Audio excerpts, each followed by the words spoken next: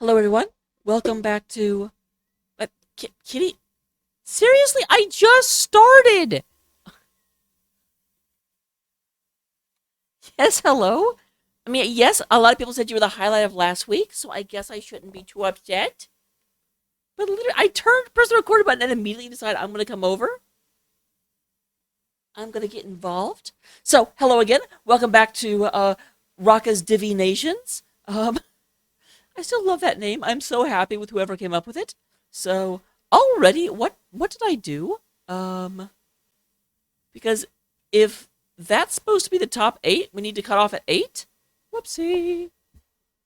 So, we do have 4 or 6 matches to go over for the upcoming week. How will that change the Div-E-Nations? How will that kind of like affect where I put people? Well, let's find out. Cat has made me lose my mouse, which is a problem. Um, so I went ahead and either watched live, watched the replay files, or in some cases participated in the matches. More about that later. For those of you that don't know, for those of you that do know, you already know. Um, we did have a match between ICC Queens and Hearthstone support. Going to reduce some of that healing, but it's just too much. Malthael controlled and taken down. Now Drunk Unicorn being body blocked by Omar G. Rag trying to get out of there, will go down. Orphea turning it around, big crushing jaws onto 2. Destroy Mishi very low, trying to move away. But Orphea is going to go down here. Cactopus trying to avoid those big Ragnaros abilities, as now Jen in trouble is going to be gathered up and taken down. Dadlon Ranger has the jump, but that's a triple kill here. Oh goodness, they got to watch out. Rag finally moving out of that building form is going to allow the channel and be 2-2 on these curse points. So now the root on the bottom side, that's going to be it for Ragnaros. Soul committing the ult there. Dadlon Ranger in trouble is being chased down. Divination, like the Hearthstone support group should end up winning out. And ultimately the Hearthstone did beat the Queens out. I believe it was a 2-0. But I'm not going over every single map like I did last week. That took forever. But ultimately what ended up happening was that the Queens came in, they had an idea. They're like, okay, this is the way our comp works. This is the way we get kills. This is the way we engage. And it seemed to work pretty well at the beginning of the series. But then Hardstuck seemed to like figure out what their plan was and started playing around it. Specifically, the moment that I think encapsulates this the best is that Queens ended up going Uther in order to punish the opponent's Tracer. Obviously, you just stun Tracer and blow her up. And so the Tracer player started playing super, super, super back, just kind of being poke damage at a distance and being behind the tank, not diving in the way Tracers are wont to do. They would wait. As soon as Uther actually used the stun, the Tracer would jump forward, get into the backline. And the problem was the rest of the Queen's team was like Muradin. It is so hard to hit Tracer with a Storm Bolt that Muradin just wasn't able to do anything. So it was on paper, this is the way it's supposed to go, and the Queens had a good draft, but in actuality, Hardstuck just ended up understanding what Queens' plan was and not playing into that plan. The games did look close in a few engagements, but it's a 2-0, but legitimately, despite, if you just look at the stats on like the page, you'll see, oh wow, like Hardstuck barely died and Queens got slaughtered, but there were so many matches where like Hardstuck would end up winning that it was just they'd be on like virtual vapors. They weren't able to keep alive. They weren't able to really do anything. It was like all of them were just on the verge of just collapse. So what does that do to the rankings? We do go ahead and have like Hardstuck should have beat Queens. Hardstuck didn't beat Queens. They didn't decimate Queens. The games were still very, very close and enjoyable. So overall, I don't think that makes me move their respective ranking at all. Queens don't really go up, but Hearthstuck, I'm not like Hearthstuck is A tier now because they beat a team barely that was like ranked below them. That's not how that works. Next up, the big match: Macro Machines versus FF and the Pancakes. What happens here?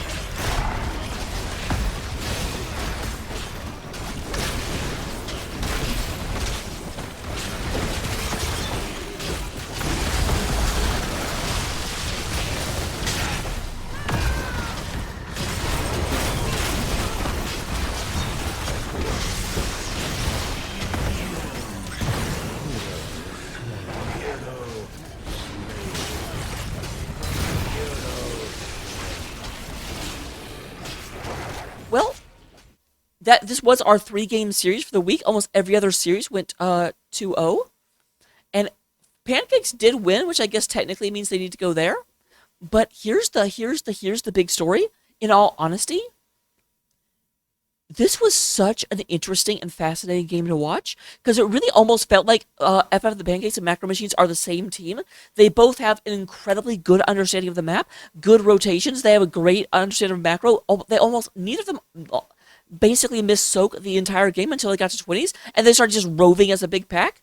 Macro Machines, slight edge on the macro, but very, very slight. But then Pancakes, who had a slight edge on the team fight. And what ended up happening is that Game 1, Macro Machines just crushed. Honestly, FF had some weird decisions Game 1. Several times I saw them trying to race Macro Machines on Battlefield of Eternity, even though FF had drafted Tychus and Li Ming, and Macro had drafted Raynor and Vala, and I was like, you know you're not going to win this race, right? Like, what? But then games 2 and 3, it was very, very close, up until eventually a team fight would go in FF's favor.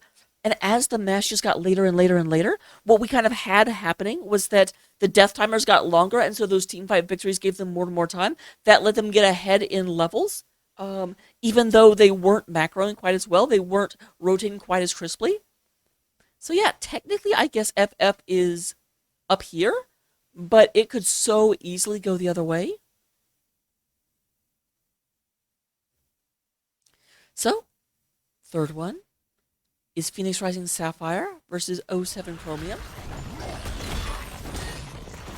Is Leoric going to look for an Entomb? He does get an Entomb onto 2. KKZ is still alive. Vala takes out the Diablo. Huge ice wall. Big damage by the Junkrat. And there goes more kills. 14-2 in kills in favor of PRS. So this match, first of all, this is the one I have to like. It's hard for me to talk about this non-biasedly because I was actually subbing in this match and I was on Chromium's team. I've got to say, Chromium impressed me. They did end up losing the match. Sapphire did win it. I actually do think I have to move Sapphire up to here.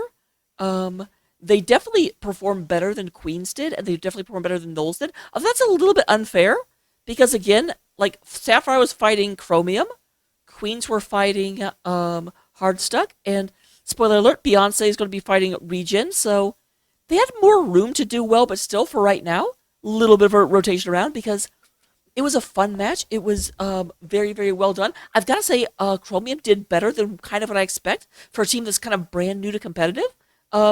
I did go in, I found out they do have a coach, and they've been listening to the coach. They understand how to move around the map. They understand where they need to be. However, the problem is that, and this is kind of a theme for this week, it definitely feels like a lot of these teams are getting way too much of their practice in Storm League and Quick Match. Because a lot of the teams kind of felt like they're like, okay, well, this is our engage. We go in, we use these buttons, and then the enemy dies. And when the enemy doesn't die, they're just like, well, what do we do now? So my honest advice to Chromium, having been with them, and this kind of goes for a lot of teams, especially the newer teams. If you play someone like Sapphire, if you're Chromium and you play Sapphire and it's a good close game and you have a lot of fun, scrim Sapphire. Because here's the thing. Like, if you've got a match upcoming with Beyonce Knowles isn't going to want to scrim you. They don't want to give away their tactics, and you don't want to give away yours to them. So, but you're not playing Sapphire again unless you both make it to playoffs. So you two can play each other completely validly. That's my advice. In terms of the actual match, I should probably get off my high horse and actually talk about what happened. PRS did have a little bit more disciplined movement. They got to objectives a little bit faster. And so Chromium was trying to push in onto the objectives. And just the draft that Sapphire had was really, really good at saying, no, you can't come in here. Also, I was not playing my best heroes. I played heroes I was fairly comfortable with, but I wasn't playing offlane, and I just kind of felt off kilter the entire match. Whoopsie. Next match, we have Regen Rebel versus Beyonce Knowles. Both, oh wow, and everything being dropped on this fight here. but it looks like the jump or leap by Sonya is going to come in and turn the tide. Bunker comes in, ice walls drop, but it looks like the Orphea is going to drop. Blaze is going to come in, and let's see if he secures a kill on the Sonya. I don't think so, but Varian is trapped, and I don't think Varian's getting out of here. So we lost a number of gems there, unfortunately, and they're chasing. I think this is going to be a 5-man wipe. Anduin drops, Blaze is being chased down. Big stun by the Gazlo, and that is a 5-man wipe. What can I say about this match? It was a slaughter. You know, Regen looked the best team I've seen all week. Regen looked incredibly strong. And the only thing that stops me from actually doing that is, and I'm sorry, but you're playing against Beyonce Knowles. Like, the fact that you look better playing against Beyonce Knowles than, FF Pancakes did playing against Macro Machines, that's not super surprising. Beyonce Knowles is a very, very new team. You are a super established team. You've been in Division E for 3 seasons now. At least you may have been in Season 10, I'm not sure. So, you look really good, but you don't look like if I were making the rankings based off this week and I didn't have the previous week to go by, I might put you as the best team in the division. But you're gonna have to prove yourself against a team that should put up more of a challenge. And I don't mean that to be flamey to Beyonce Knowles. Like, Beyonce Knowles played their heart out, but it was just Regen definitely had a understanding of the meta and understanding of different things. Beyonce Knowles went Varian both games. And here's the thing about Varian. The strength of Varian is his kit is very, very straightforward and easy to understand, so that when you go in, you charge in, and you do a taunt, your team can see it coming and they immediately know, focus this target. The problem with Varian is that his kit is very, very simple and straightforward, so your enemy team can very, very easily kind of figure out what your game plan is. Varian can't really attack it anyway except for straight lines, and so they just were like, okay, well, here is their engage. We'll just set up, make sure that engage can't happen, and yeah, they just kept knocking Varian away, and Varian was not, even when Varian got a taunt off, they never gave him targets other than a Nubarak, and a Nubarak wouldn't use his E, so as soon as the taunt came out, he's just gone. So it was just, Regen Rebel knew what Beyonce Knowles' plan was, countered it flawlessly, and the match is what happened. Yavapai versus Souls. Alright, there's a nice double stun coming out of Andrade. Sarah Lynn in the Blizzard does go ahead and hit the thing, and movement speed's on out. We do go and have Lone Wolf. Lone Wolf does go ahead and use the Portapult. Shank gets back. Great Galactus coming in, trying to keep that alive. Big Hyperion coming down. Toxic War taking a little bit of damage. Is getting a little bit close to the their massive Riptide. Hits like all 5 of them, I think.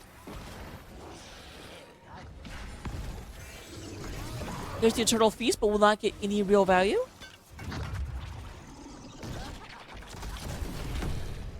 Toxic Ward does go back. A lot of damage coming out of that Blaze. Was that Collision Course? It was.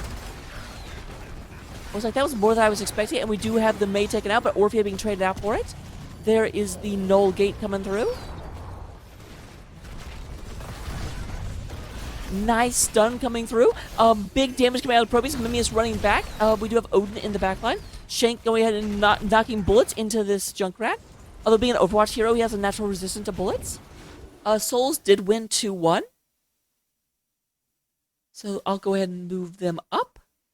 Because they did win very well. They played extremely well.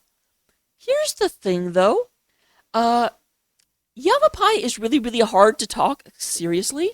They played incredibly well, like very high performance in their flex match they played this week. They ended up winning fairly decisively. And then in this match, they kind of got slaughtered on Brax's holdout because they went off lane Ana, and then even in game number 2, they pulled in a Proteus that, I'm not saying the Proteus played bad, but it was very clear they're doing things that are a little bit new, a little bit different. They're shaking up the meta. They're doing things no one's ever seen before. Yavapai definitely feels to me like a team that's like, you know what? We're going to go out there. We're going to have fun. We're going to do crazy, chaotic stuff. And if we win, great. If we didn't, well, we had fun. And that's really just all we end up seeing. So it's really hard for me to talk about where Yavapai is overall because it depends on which Yavapai shows up, if they're feeling themselves or not. If they're feeling themselves, they do incredible things. Otherwise, they just sort of like perts around the map to have some fun engagements, have a bunch of laughs, and okay, they lost, but you know what? They had a blast doing it. Lastly, Free Hong Kong had a bye week this week, so they told me that they don't deserve this ranking. So we'll have to see if that's true whenever I get to review them again. But our last match is actually 30 Seconds to Mosh. My name is Frostbite. Gust them into like a small area where they just can't move and then just dump all of your damage there. Oh, Cookie getting caught out, rooted. Yeah. Oh there my it goodness. is. There's the wind tunnel. Blows Light Bomb into the team. Homie Bunker comes down. That means the Nugget does not have a reset. The Tire Pant's very, very, very low. This is 5v4 in favor of 30 Seconds to Mosh, though.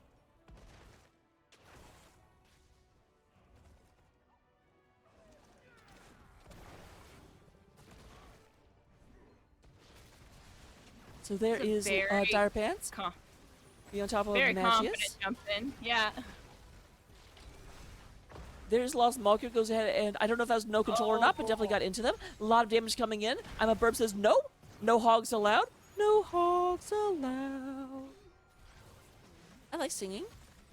Oh, my I think goodness. this Nugget is going to go down from that poison damage from Lunara. 2 pickups for Anaressa, but traded for her life.